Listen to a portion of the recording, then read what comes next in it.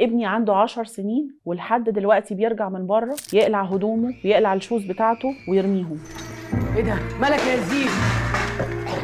بنتي عندها 11 سنة ولحد النهاردة اوضتها مكركبة ولحد النهاردة ما بتسويش سريرها. طب اعمل ايه؟ ما هو ما اتدربش يا ست الكل. ما هو لو كان اتدرب يا ست الكل من وهو عنده 3 سنين لحد 10 سنين كان زمانه بيعمل كل حاجة. انت ازاي بتطلبي منه انه هو يعمل حاجات وهو عنده 10 و11 سنة وهو ما خدش فترة تدريب عليها؟ ما هو انت لما كان بيرجع من بره ويرمي حاجته ما كنتيش بتوجهيه، ما كنتيش بتقولي له لازم نحط الشوز بتاعتنا هنا ولازم نغير هدومنا ونحطها في الغسالة مثلا، وما كنتيش بتقولي لبنتك ان احنا او ابنك لازم نساوي السرير بتاعنا، لازم نصحى الصبح نخش نغسل سناننا، لازم نصلي. الرسول عليه الصلاة والسلام كمان هو نفسه قال وأمروهم بالصلاة ل7 واضربوهم عليها ل10. هو نفسه قال إن في فترة تدريب اللي هي من 7 ل10. بلاش فترة الراحة، بلاش الفترة اللي إحنا بنكبر دماغنا فيها ونقول بكرة يكبر ويتعلم، ما هو لسه صغير، خليه نايم، نوم الظالم عبادة، أنا ما صدقت أرتاح، أنا مش عارفة إيه، وأروح ألم وراه شنطته وألم الشوز بتاعته وأخش أنا أساوي السرير. ما هو في الآخر لما يوصل 10 سنين مش هيعمل كده لأن هو ما خدش فترة التدريب بتاعته. اتعبي شوية في الأول عشان بعد كده هترتاحي خالص. معلش هما كام سنة متعبين